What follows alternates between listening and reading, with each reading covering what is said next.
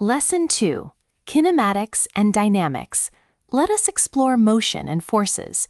First, it is important to distinguish between scalars and vectors.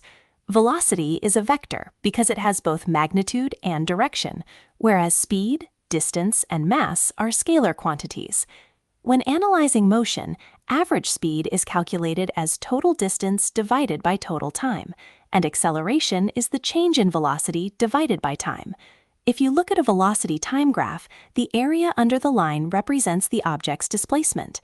Real-world driving involves stopping distance, which combines thinking distance and braking distance. Thinking distance is the distance traveled at a constant speed during the driver's reaction time, before braking actually begins. Newton's first law of motion states that an object remains at rest or in uniform straight line motion unless acted on by a resultant force.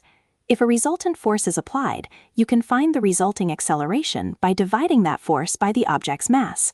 Moving objects also possess linear momentum, which is the product of mass and velocity. Like velocity, momentum is a vector quantity. In the event of a crash, crumple zones in cars are designed to increase the time of impact. This ensures that the average force for a given change in momentum is smaller.